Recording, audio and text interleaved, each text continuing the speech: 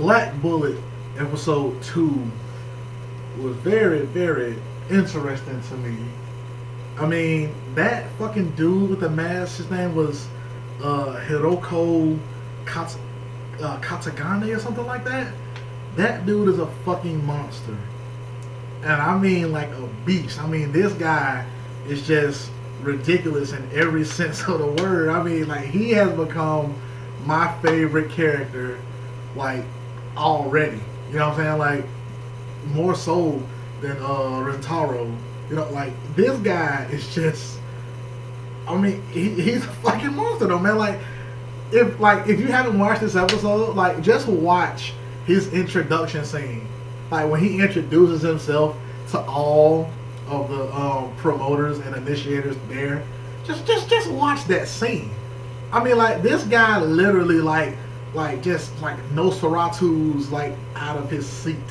You know what I mean? Like, he literally comes up like a Dracula and shit. I'm just like, wow, that was badass. And for some reason, he has a hard on for Rentaro or Satomi, whichever one you want to call him. He has a hard on for this kid for some odd reason, man. It's really throwing me off because I'm trying to figure out why exactly he has taken a liking to him. Like, he even says it in the episode. He's just like, I don't know why, but I've taken a liking to you, so why don't you join me?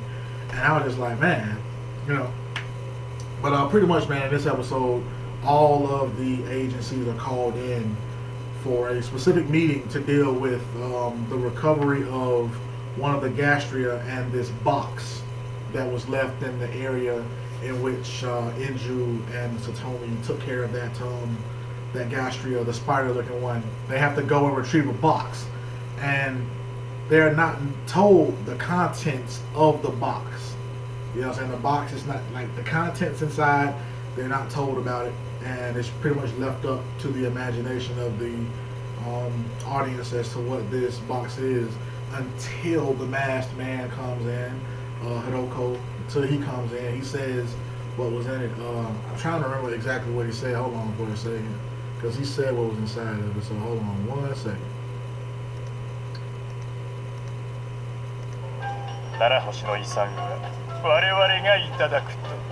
That was it.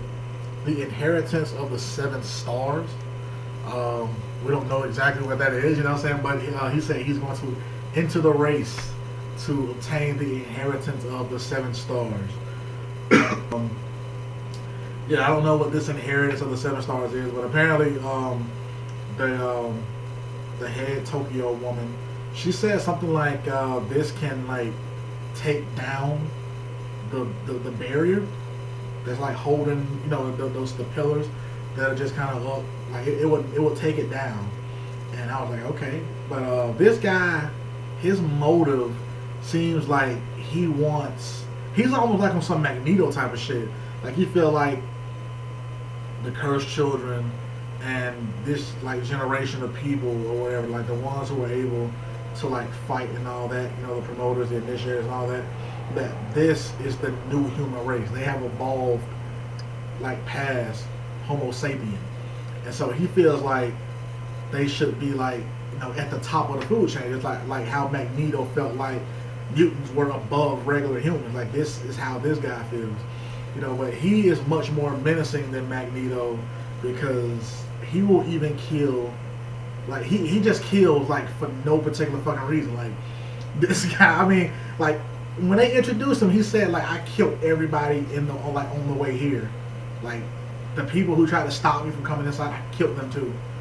I killed everybody on the way here. And then, like, they all shot at him with their guns, and he blocks it with this thing he calls, like a imaginary gimmick or something like that, like some force that's able to stop the bullets. But he launches the bullets back at everybody. It's like he kills, like, a large number of people in that room, and then he leaves this box on the table, and he's like, "This is a present for you." He called him by his last name, and it's a box on his table, like a wrapped with a bow on the top. And this other guy bursts in. He's like, "The president has been killed. The president has been killed inside his home, but his head is missing." And Rentaro looks down at the table, at the box, and he has the wide eye, and it's blood oozing from the bottom of this box. And I was like, holy fuck, This shit is awesome. I mean, that guy is the baddest motherfucker right now in anything that I've watched so far. I mean, like, this guy is just fucking ridiculous. It's like, so far, he is fucking ridiculous, man. I'm enjoying the fuck out of this shit, man. And then he meets Rentaro in the city. Rentaro runs into Hiroko in some area or whatever. Like, I don't know exactly what area this was, but there was another cursed child running down the street, and she's like beaten and shot, by these two police officers who takes her away. They take her away because they said she was stealing something or whatever, and she's like beaten and fucking shot. And Rentaro sent Inju home because Inju was about to, step into the situation and do something, but he stopped her from doing something, and that kind of made her sad because she recognized the girl from her old district, and he ran away to try to go save her or whatever, but she got shot. And luckily, she didn't die. They said she had a strong vitality, so she didn't die. And Rentaro paid for her medical bills. But after he left the hospital is when he ran into the masked man. And like, Rentaro just pulls his gun out, and that guy has a gun, but they got like all these weird like blades and shit on the end of them. And he's like, "Could you put down your gun, please?" And then Rentaro's like, "No." And that guy calls in his fucking initiator, and he just like cut his right arm off right away, like right off the bat. I was like, "Holy shit, this guy is stupid evil." This guy is like stupid evil.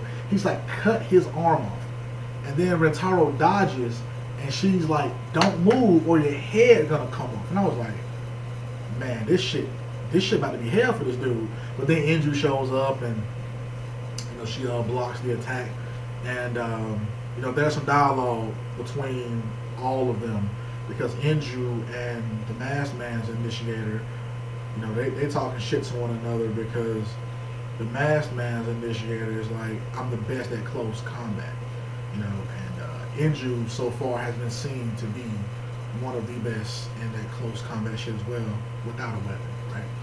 And the Masked Man, or Hiroko, he's like asking Rentaro to join him. He's like, "Haven't you ever felt that the way shit is right now isn't right? Just join me.